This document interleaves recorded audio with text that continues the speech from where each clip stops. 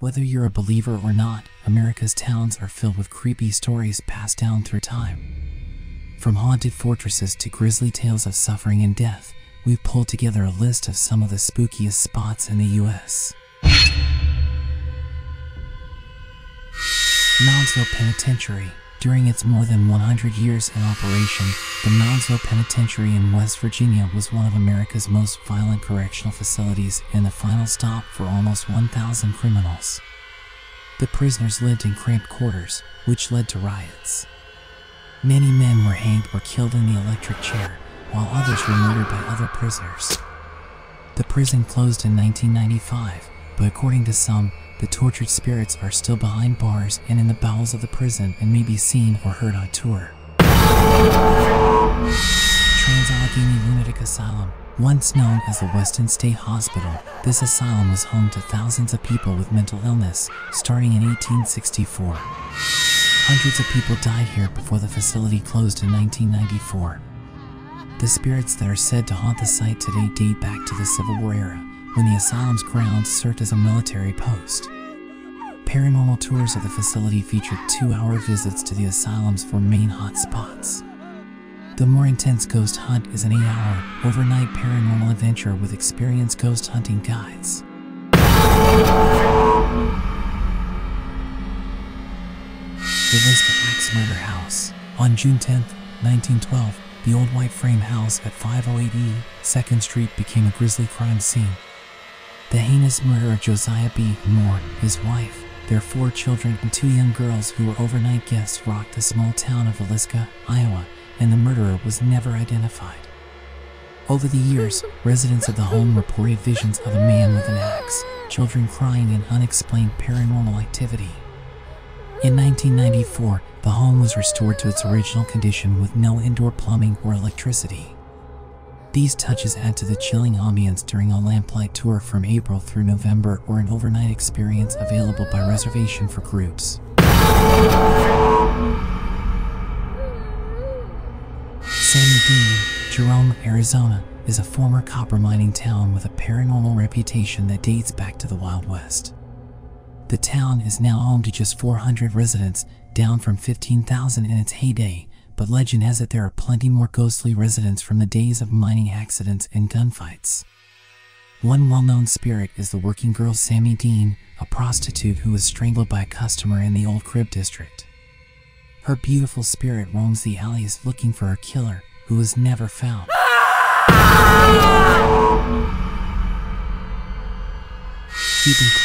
Cuban Club, also known as Circulo Cubano de Tampa, can be found in Tampa's Ybor City neighborhood.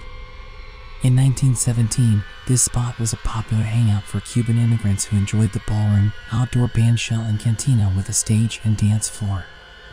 Today, the compound, which is protected by the National Historic Register, hosts concerts and special events and is the setting for many ghost stories about spirits playing the piano and riding the elevators.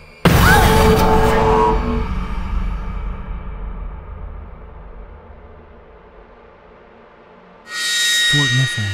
Built in 1771, Fort Mifflin is the country's only Revolutionary War battlefield that is still intact. There are 14 restored buildings on the grounds on the Delaware River and reportedly plenty of spirits from the past.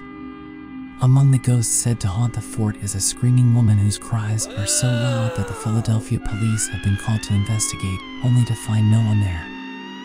Other characters in the local ghost stories include a faceless man wandering around the fort, a tour guide dressed in Revolutionary garb, and numerous children and dogs.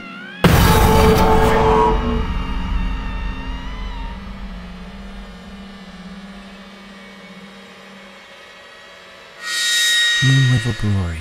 The Moon River Brewery brought its beloved beers to Savannah in 1999, but the building is one of the oldest in town, dating back to 1821.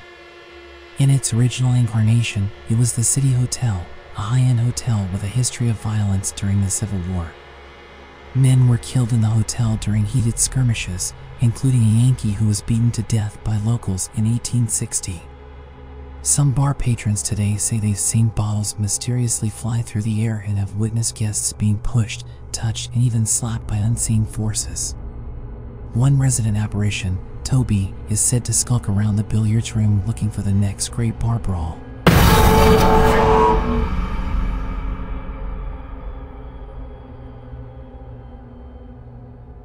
The Sultan's Palace. The house at 716 Dauphine Street is a classic French Quarter beauty with classic wrought iron balconies and a large courtyard.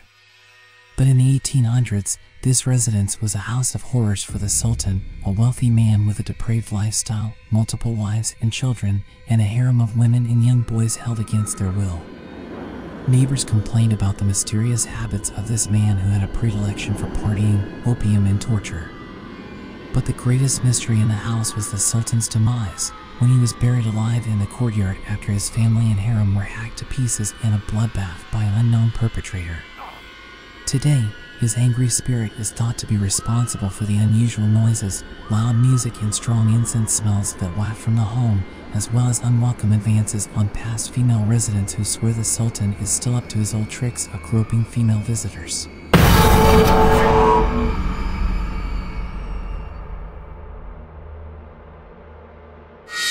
Calcasieu Courthouse. Toni Jo Henry has been the talk of the small town of Lake Charles since the 1940s, when she killed a man in cold blood. Just as notorious were her stunning good looks.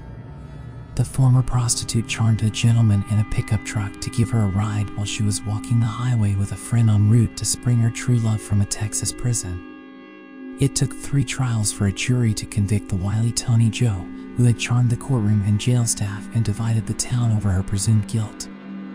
In 1942, this murderous beauty known as Tiger Girl was the first woman in the state to die in the electric chair. Her spirit lingers in the courthouse today, and workers there swear they feel her presence, hear her screams, and even smell her burning hair. Many believe that she tinkers with office equipment, locks doors, and meddles with everyday office life at the courthouse.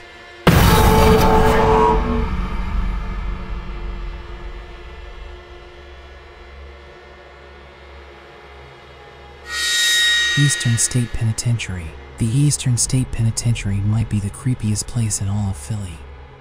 The former prison was the first of its kind, thanks to its large size and a substantial budget. Directed by Quaker beliefs, it had infamously strict rules, which encouraged isolation and punishment.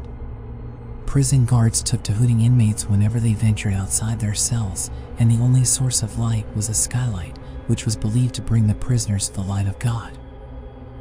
Tortured spirits, including Slick Willie Sutton, continue to relentlessly haunt the grounds today.